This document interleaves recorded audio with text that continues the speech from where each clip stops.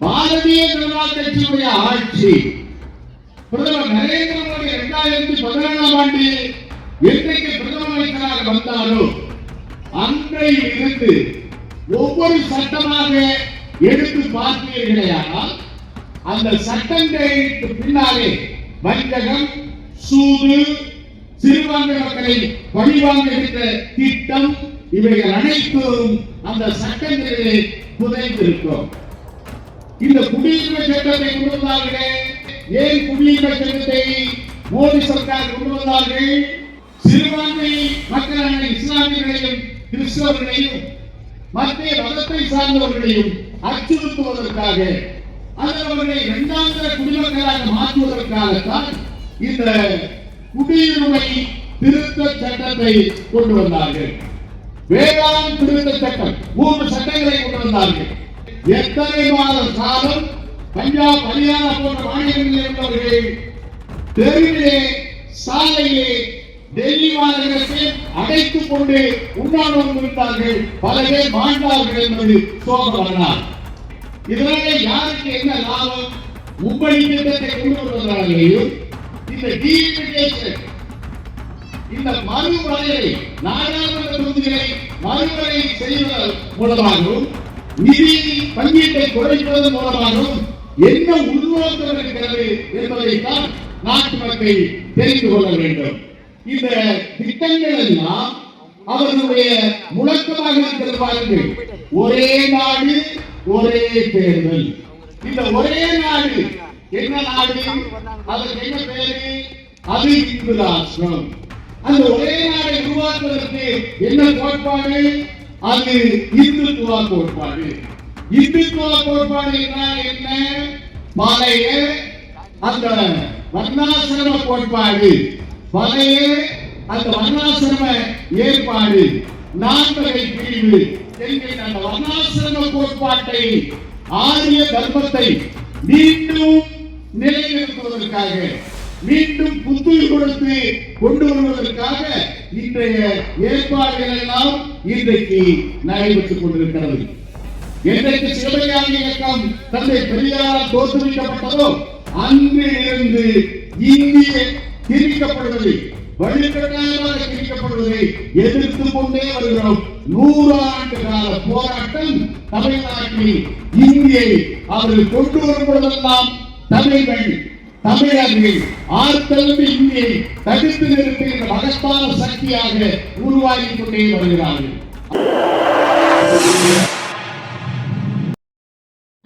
பிரிக்கின்ற முயற்சியை கண்டித்தோம். நாடாளுமன்றத்திலே தமிழகத்தினுடைய பிரதிநிதித்துவம் 39 நாடாளுமன்ற உறுப்பினர்கள், பாண்டிச்சேரி உள்ளிட்டு 40. இந்த நாடாளுமன்றத்தினுடைய எண்ணிக்கையை குறைத்திட வேண்டும் அல்லது நாங்கள் அதிகரிக்கிறோம் என்று சொல்லி இந்தி பேசுகின்ற மாநிலங்களான உத்தரப்பிரதேசம், பீகார், மத்திய பிரதேசம், ராஜஸ்தான் ஆகிய மாநிலங்களிலே அளவுக்கு மிஞ்சி உயர்த்தியும் எப்படியாவது டெல்லி நாடாளுமன்ற அவையில் தமிழ்நாட்டினுடைய பிரதிநிதித்துவத்தை குறைத்திட வேண்டும். அது மட்டுமல்ல, இந்திய அளவில் மதச்சார்பற்ற கோட்பாட்டை எந்த கட்சிகள் பின்பற்றுகிறதோ அந்த இயக்கங்கள் ஆட்சி செய்கின்ற தமிழ்நாடானாலும் சரி, மேற்கு வங்கமானாலும் சரி, அங்கே எல்லாம் எப்படியாவது நாடாளுமன்றத்தினுடைய பிரதிநிதித்துவத்தை குறைத்திட வேண்டும் என்கின்ற அந்த தொலைநோக்கு திட்டத்தோடு டீலிமிட்டேஷன், நாடாளுமன்ற தொகுதியை மறு வரையறை செய்கிறோம் என்ற அடிப்படையிலும் நிதி ஒதுக்கீட்டில் மாநிலத்திற்கு வர வேண்டிய நியாயமான அடிப்படையில் நிதியினை ஒதுக்கிட வேண்டும். அது மக்கள் தொகை அடிப்படை என்றால் மக்கள் தொகை அடிப்படையிலே ஒதுக்கிட வேண்டும். அல்லது எந்த இலக்கணத்தின் அடிப்படையில் மாநிலங்களுக்கு நிதி ஒதுக்கப்படுகிறதோ அந்த நிதி தங்குதடையின்றி வழங்கப்பட வேண்டும். ஆனால் தர்மேந்திர பிரதான் என்கிற ஒன்றிய அமைச்சரவையில் உள்ள கல்வி அமைச்சர் சொல்லுகிறார், தேசிய கல்விக் கொள்கையை ஏற்று அமல்படுத்தாவிட்டால் தமிழ்நாட்டுக்கு கொடுக்க வேண்டிய நிதியை நாங்கள் கொடுக்க மாட்டோம் என்று சொல்கிறார். அப்படி என்றால் நாங்கள் தமிழ்நாடு உங்களுக்கு அடிமைப்பட்ட மாநிலம் அல்ல.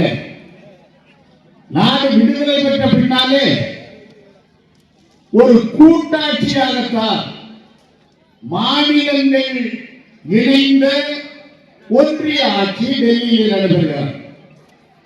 எனவே நாங்கள் செலுத்துகின்ற வரி என்பது இந்திய கூட்டாட்சியிலே மாநிலங்கள் செலுத்த வேண்டிய வரி என்பதுதான் அதற்கு பொருளே இல்லாமல் ஏதோ உங்களுக்கு அடிமைப்பட்டு நாங்கள் வரி செலுத்துகிறோம் என்று எடுத்துக்கொள்ளக் கூடாது.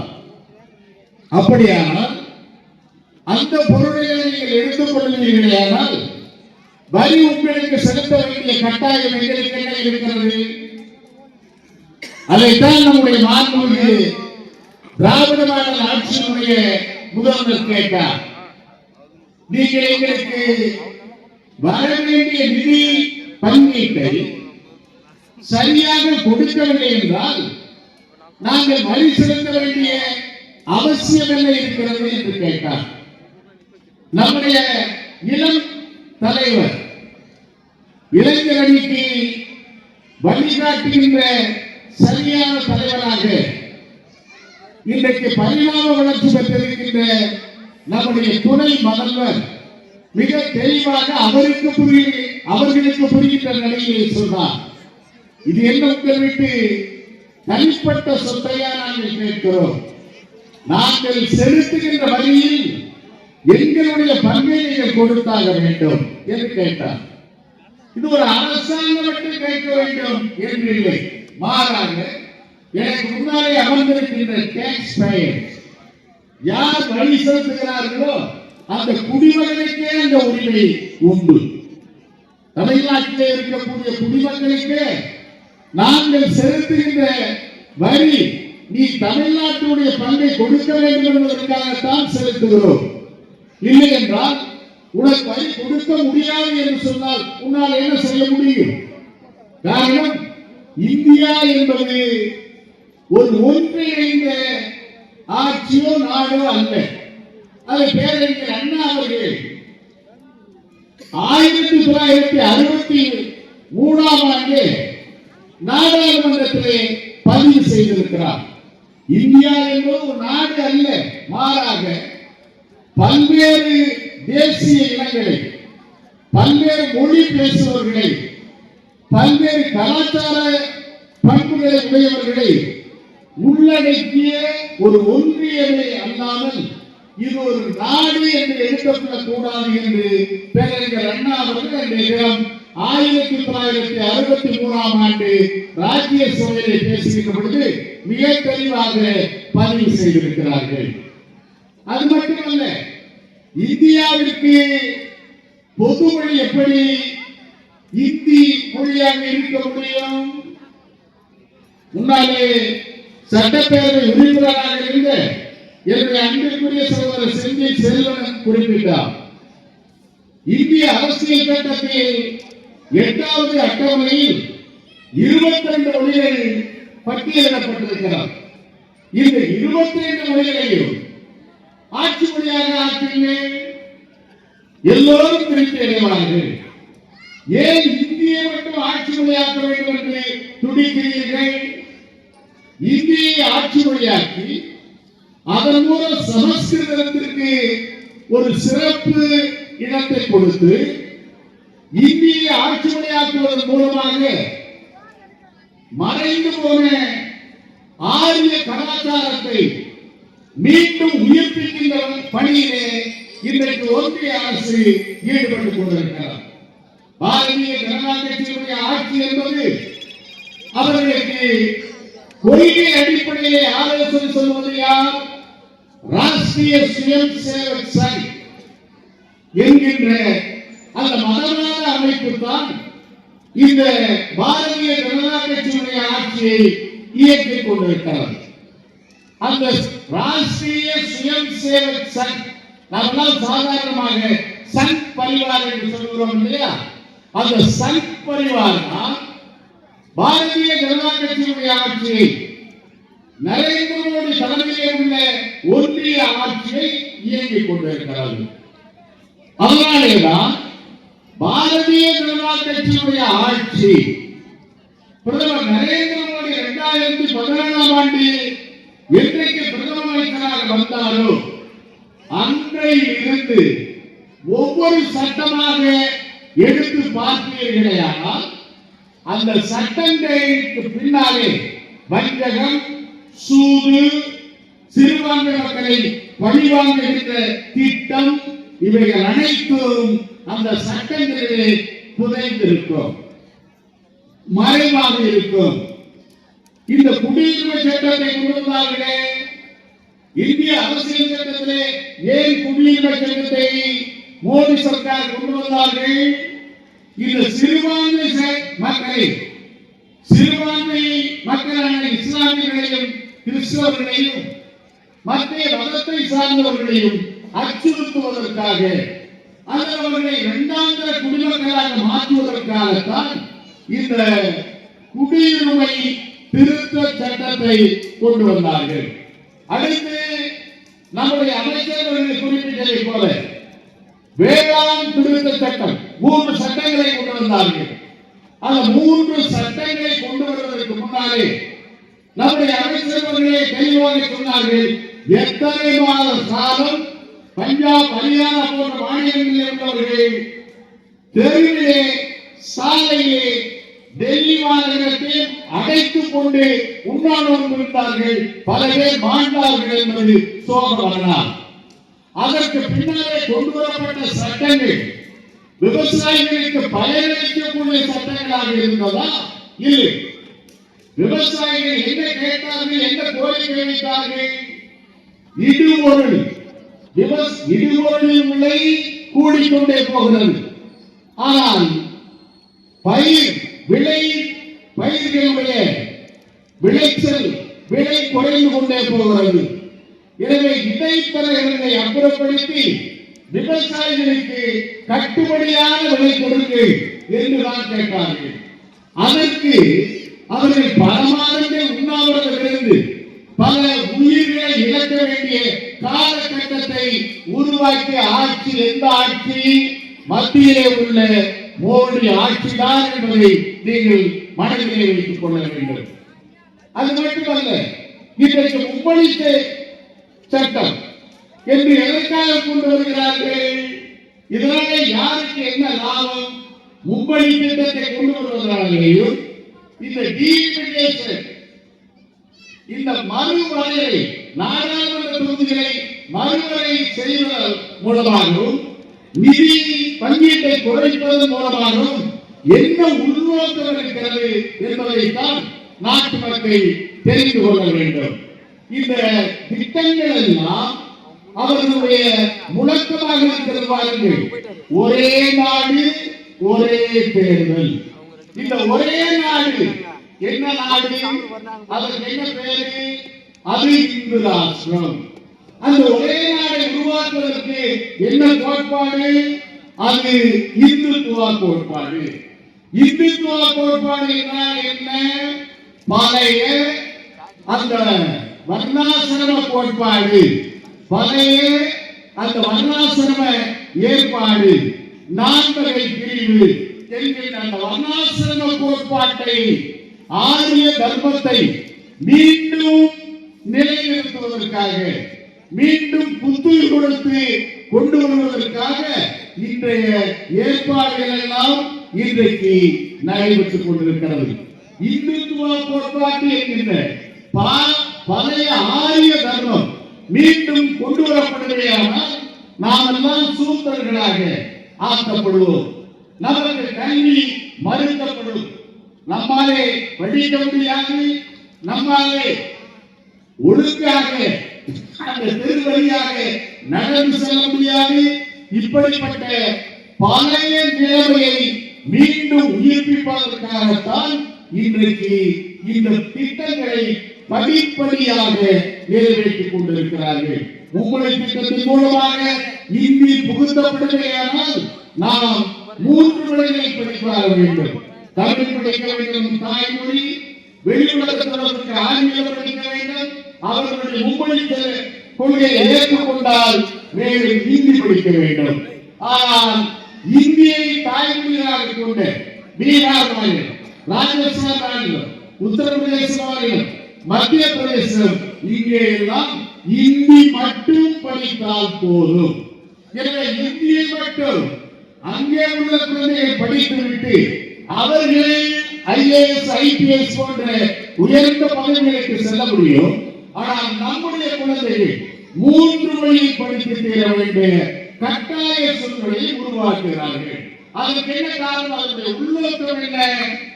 இங்கே இருந்து உயர் பதவிகளை வருவார்கள் காலப்போக்கிலே அதிகமாகிக் கொண்டே வருகிறார்கள். அதற்கு குறிப்பாக தமிழ்நாட்டில் அதிகமானவர்கள் உயர்கல்வியை பெறுகிறார்கள். இதை தடுக்க வேண்டும் என்பதற்காகத்தான் இந்த மும்மொழி திட்டத்தை இன்றைக்கு கொண்டு வந்து எப்படியாவது தமிழ்நாட்டிலே இருந்து வரக்கூடிய கல்வி பயின்ற மாணவர்களை ஒரு கட்டத்திலே தடுத்திட வேண்டும் என்பதற்காகத்தான் இந்த முயற்சியை அவர்கள் மேற்கொண்டிருக்கிறார்கள். மொழி போராட்டத்தை பொறுத்தவரை இந்தி எதிர்ப்பு என்பது கடந்த 100 ஆண்டு கால போராட்டம். இங்கே நம்முடைய மாணவர் தலைவரும் இளைஞர்களும் ஆதிக்கவர்களும் மற்றவர்களும் பேசினார்கள். 1926ஆம் ஆண்டு என்றைக்கு சிவஞானி இயக்கம் தந்தை பெரியாரால் தோற்றுவிக்கப்பட்டதோ அன்று இருந்து இந்திய திணிக்கப்படுவதை, வழிகட்டாயமாக திணிக்கப்படுவதை எதிர்த்து கொண்டே வருகிறோம். 100 ஆண்டு கால போராட்டம் தமிழ்நாட்டில் இந்தியை அவர்கள் கொண்டு வரும் பொழுதெல்லாம் தமிழர்கள் ஆர்த்தெழுந்து இந்தியை தடுத்து நிறுத்துகின்ற மகத்தான சக்தியாக உருவாகி கொண்டே வருகிறார்கள். 1926 குடியரசு பத்திரிகையிலே தந்தை பெரியார் அவர்கள் ஆரிய தர்மத்தை மீண்டும் கொண்டு வருவதற்காக இன்றைக்கு இந்தியை மெல்ல புகுத்த தயாராகிவிட்டார்கள் என்று அறிவிக்கப்பட்டிருக்கிறார். 1938 ராஜகோபாலாச்சாரியார் இந்தியை திணித்த நேரத்தில் நம்முடைய சகோதரர்கள் தெரிவித்ததை போல தானுக்கு நடராஜன் அதை போல 1271 பேர், அதில் 73 பேர் பெண்கள், 32 கை குழந்தைகள், இவற்றோடு சிறை சென்ற வரலாறு தமிழ்நாட்டுக்கு உண்டு, திராவிட இயக்கங்களுக்கு உண்டு என்பதையும் தெரிவிக்க விரும்புகிறேன். அதனைத் தொடர்ந்து 1948 அது நீங்கள் விருப்பப்பாடமாக இந்தியை படிக்கலாம் என்றவர்களும் தமிழ்நாடு ஆர்த்தெழுந்தது. அதனைத் தொடர்ந்து 1953 ரயில் நிலையங்களிலே இந்திய எழுத்துக்களை அளிக்க தொடங்கினார்கள். இப்படி தொடர்ந்து போராட்டம் இறுதி கட்டமாக 1965ஆம் ஆண்டு நாடு இந்திய அரசியல் சட்டம் அறிமுகப்படுத்தப்பட்ட 1950ஆம் ஆண்டிலே இருந்து 15 ஆண்டுகளுக்கு பின்னாலே இந்தி மொழி ஆட்சி மொழியாக அமல்படுத்தப்பட வேண்டும் என்ற இந்திய அரசியல் சட்டத்தினுடைய சரத்துக்களை சாதகமாக எடுத்துக்கொண்டு இந்தியை திணிக்க முயற்சித்த பொழுது நாங்கள் எல்லாம் சட்டக்கல்லூரி மாணவர்கள் 1965ஆம் ஆண்டு புரசவாக்கத்தில் உள்ள கெல்லீஸில் உள்ள சட்டக்கல்லூரி விடுதியில் நானும் எல் கணேசன், துறைமுருகன் போன்ற நம்முடைய பொதுச் செயலாளர் துறைமுருகன் போன்றவர்கள் எல்லாம் அன்றைக்கு கைதாகி பேரறிஞர் அண்ணா அவர்களோடு சிறையிலே அடைக்கப்பட்டோம். அன்றைக்கு இருந்து முதலமைச்சராக இருந்த பக்தவத்சலம் அவர்கள் தன்னுடைய ஆட்சி அதிகாரத்தை இழந்து நிற்கதியாக கோட்டையிலே அவராக உட்கார்ந்திருந்தார். 1 மாத காலம் 2 மாத காலம் தமிழ்நாட்டிலே அரசாங்கமே இல்லை, அரசாங்கமே நடைபெறவில்லை என்ற காலகட்டம் 1965 உருவானது. அதில்தான் நம்முடைய சகோதரர் மாணிக் அவர்களும் குடியரசு அவர்களும் அமைச்சர் அவர்கள் தெரிவித்தது போல எத்தனை பேர் வாழ்ந்தார்கள்.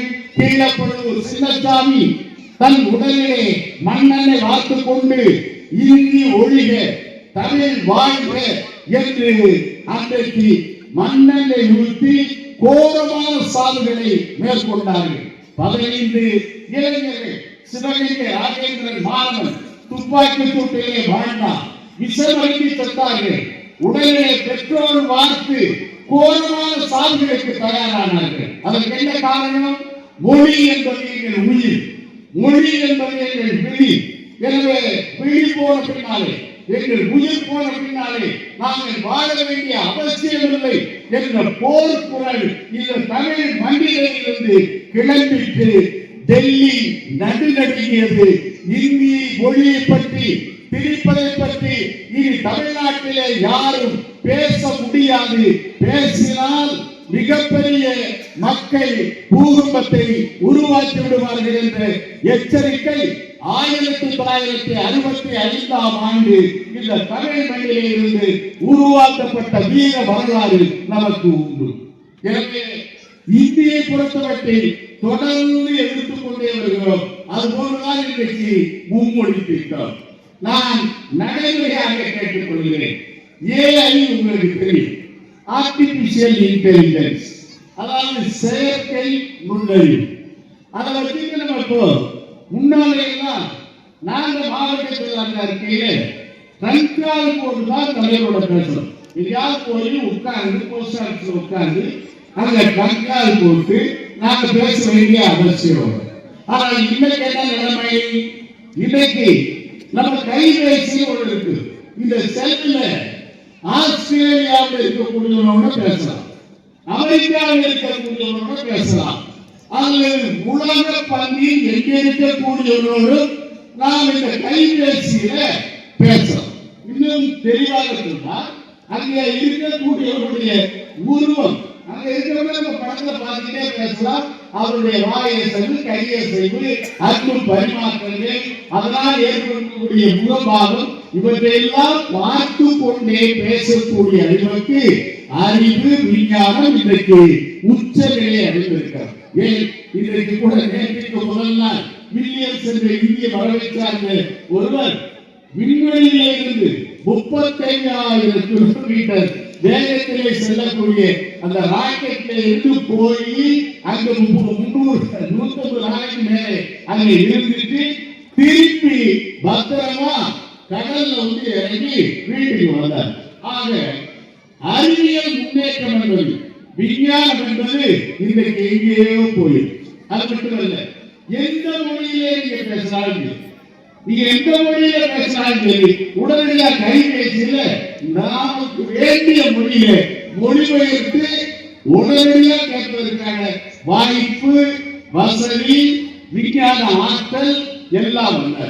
அப்படி வந்த பின்னால இந்தி மட்டும் ஏன் படிக்கணும்னு சொல்றேன், ஏன் படிக்கணும்னு சொல்லுவாங்க. அதான் எங்களுடைய முதலமைச்சர் மிக தெளிவாக தொலைநோக்கு சிந்தனையோடு சொல்லி இருக்காரு. அரசியல் சட்டத்துடைய 8வது அட்டவணையில் 22 மொழிகள் குறிப்பிடப்பட்டிருக்கிறது. அது நாட்டிலே பேசக்கூடிய மக்கள் இன்னும் தெளிவாக சொன்னார், தேசிய மொழி இந்தி இல்ல, தேசிய மொழியில் எந்த மொழியும் கிடையாது. காரணம், இந்தியா என்பது இந்தியன் யூனியன். இந்தியாவுக்கு என்ன தெரியுமா? மாநிலங்களுடைய எல்லாம் இந்தியாவுடைய இல்லை, மாநிலங்களுடைய எல்லாம் இந்தியாவுடைய இல்லையே, இந்தியாவுக்கு தனி எல்லை இல்லை. இந்தியா என்பது ஒரு துணை கண்டம், அவ்வளவுதான். இந்தியா ஒரு நாடு அல்ல. இதை நான் சொல்லல, பேரறிஞர் அண்ணா அவர்களே 1963 பதிவு செஞ்சிருக்கார். இப்ப நான் அது கூட ஆங்கிலத்தில் பேசுறத நான் தமிழ் கொஞ்சம் சொல்றேன். If India is a unitary state, this argument is logical. பொதுவான ஒரு மொழி இந்தியாவுக்கு தேவை என்பது இந்தியா ஒரே நாடாக இருந்தால் அது அவசியம்தான். ஆனால் India is a federal state. India என்பது ஒரு கூட்டாட்சி. Indian society is plural. இந்திய மக்கள் என்பது பல்வேறு இனக்குழுக்களை ஒன்றிணைத்தது. அவர் பொலிட்டிக்கல் சிஸ்டம் இஸ் காம்போசிட். நம்முடைய அரசியல் அமைப்பு என்பது எல்லா கோட்பாடுகளையும் உள்ளடக்கிய அரசியல் கட்சிகளை எல்லாம் இணைத்த ஒரு ஜனநாயக அமைப்பு. And in a plural society, composite political system to plead for a single common language will, I think, create injustice awareness, create handicaps unawares to some section of society.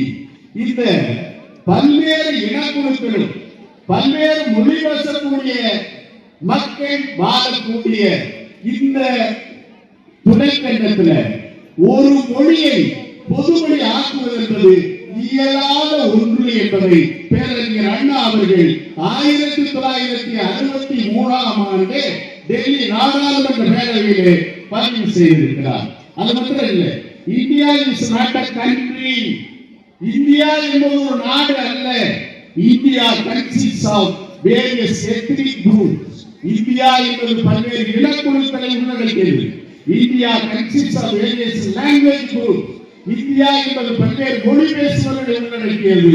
And India has been termed very correctly a subcontinent, and this is why we are not able to find out that a common working medium as well as an official language is concerned.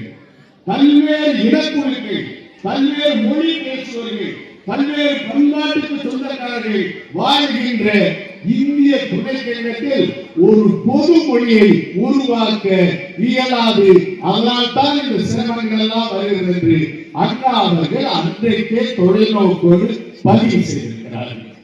அதனால்தான் நம்முடைய முதல்வர் திராவிட model ஆட்சியினுடைய பிதாமகன் இன்றைக்கு நம்முடைய முதல்வர் முத்துவேல் கருணாநிதி ஸ்டாலின் அவர்கள் எந்த காலகட்டத்திலும் எந்த சூழ்நிலையிலும் வேறு எதுவாக இருந்தாலும் இந்தி திணிப்பை எந்த காலகட்டத்திலும் ஏற்றுக்கொள்ள மாட்டோம் என்பதை இன்றைக்கு தெளிவுபடுத்தி இருக்கிறார்கள்.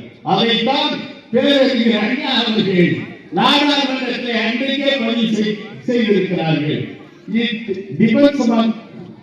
But let me tell you how, through you, my chairman, will all respect that if Hindi is imposed as official language, the DMK will unfold its relentless fight, relentless agitation against the imposition of Hindi, whatever be the consequences.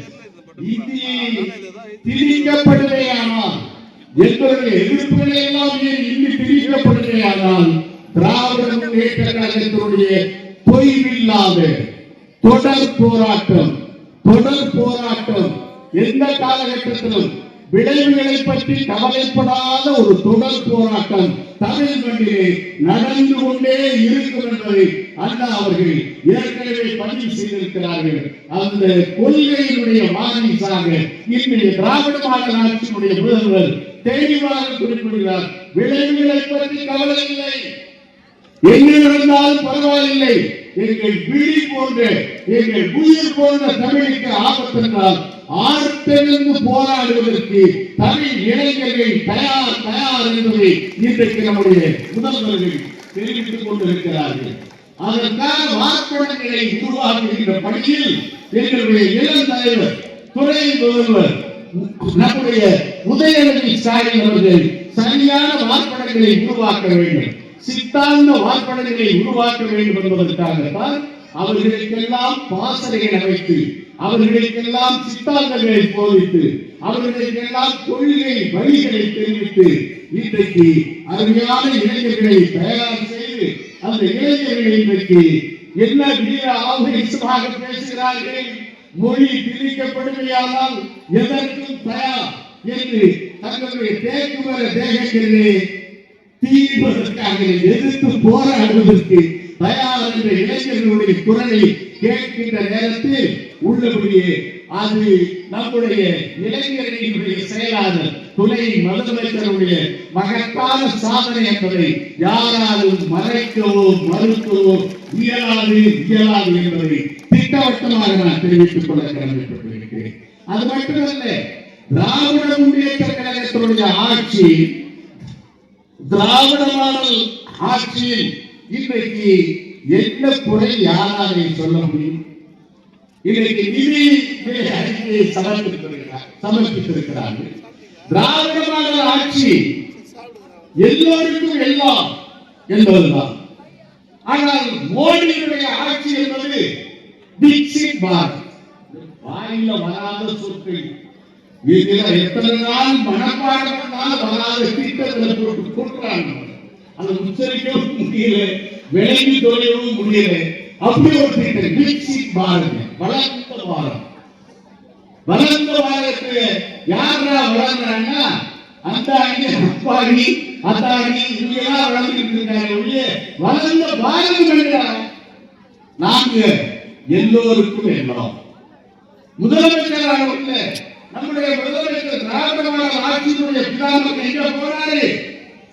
Irular வீட்டுக்கு போய் தன்னுடைய உணர்வை வெளிப்படுத்தார். இருளர் வீட்டில் உட்கார்ந்து அந்த குழந்தையோட உட்கார்ந்து உணவை அந்த குழந்தைக்கு ஊட்டி அந்த குழந்தை உணவை தானும் உண்டாரு. அதனாலதான் அவரை நம்முடைய முதலமைச்சரை அப்பான்னு இந்த குழந்தைகள் சொல்லுது. விவரங்கள் கம்பெனிகளுக்கு இந்த விவரம் தெரியாது, அப்பா சொல்லுது, எதையும் கொஞ்சம் கொடுத்துருவாங்க. ஆக அவங்களை பற்றி கவலைப்பட அவசியம் இல்லை. மதுரையிலே தான் பள்ளிக்கூடத்திற்கு சென்று பார்வையிட வேண்டும் என்று சென்ற முதலமைச்சர் ஒரு குழந்தை சோர்வாக இருப்பதை பார்த்து அந்த குழந்தை பக்கத்திலே அமர்ந்து ஏன் இப்படி சோர்வாக வந்திருக்கீங்க, என்னப்பா காரணம் கேட்டார். அப்ப அந்த குழந்தை சொல்லிட்டு வீட்டுல சாப்பிடல, அப்பா அம்மா வேலைக்கு போட்டாங்க. அப்ப அதை கட்டி கொடுத்துட்டு அதை கொண்டு சொல்லி ஏதோ சாப்பாடெல்லாம் கொடுத்துட்டு அந்த உணர்வோட போய் அப்பதான் இந்த பள்ளியில் படிக்கக்கூடிய குழந்தைகளுக்கு, அரசு பள்ளியில் படிக்கக்கூடிய குழந்தைகளுக்கு காலை